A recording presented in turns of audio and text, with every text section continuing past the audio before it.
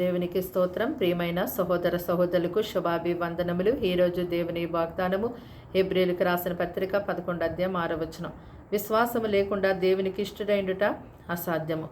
చూడండి, ఈ దినాన అనేక మంది ప్రభువైన యేసుక్రీస్తు వారి యొక్క ఉన్నతమైనటువంటి నామాన్ని గణపరచడానికి, ఆయనను ఆరాధించడానికి, ఆయనను సేవించడానికి ఆయన మందిరానికి వెళ్ళేవారుగా ఉంటారు.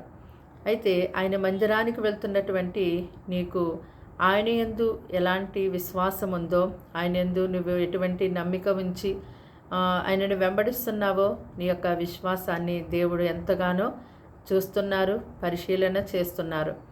ఎందుకంటే మనము అంచె దినాల్లో ఉన్నాము, అపాయకరమైన దినాల్లో ఉన్నాము. సాతాను విశ్వాసం లేకుండా చేస్తూ ఉంది. మరి భక్తి ఉంటుంది, ప్రార్థన ఉంటుంది, ప్రసంగాలు ఉంటున్నాయి, సేవ ఉంటుంది, కానీ విశ్వాసం ఉండటం లేదు. అయితే దేవుడు అయితే మనలో ఉన్నటువంటి విశ్వాసాన్ని చూస్తున్నారు. ఆ యొక్క విశ్వాసాన్ని చూసి ఆయన మనకి కార్యాలను చేయవారై ఉన్నారు.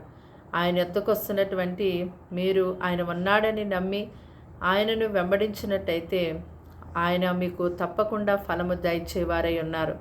పరిశుద్ధ గ్రంథంలో చూసినట్టయితే మంచముతో పక్షవాయు గలవాన్ని తీసుకొని ప్రభు దగ్గరికి కొందరు వచ్చినప్పుడు వారి యొక్క విశ్వాసాన్ని బట్టి ఆ యొక్క పక్షవాయు గలవాని యొక్క పాపములు దేవుడు క్షమించారు.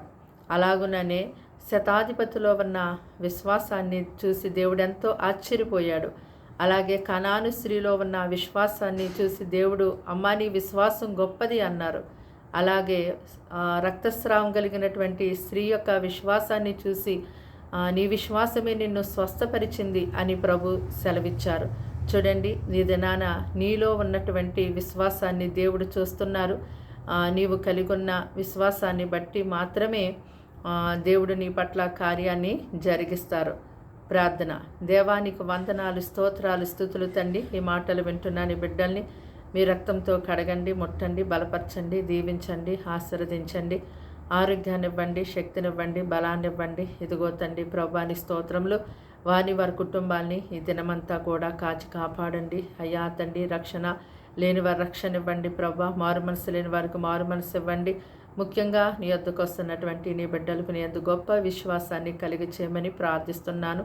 కీడు శోధన పని తప్పించండి. ఈ దినమంతా నీ ప్రజలకి మీరే తోడయ్యుండి నడిపించి సహాయం చేయమని సమస్తానికి అప్పగించుకుంటూ యేసు ఘనమైన పరిశుద్ధ నామమున ప్రార్థన వినయంతో సమర్పించి అడిగి వేడుకుంటున్నాం తండ్రి. ఆమేన్.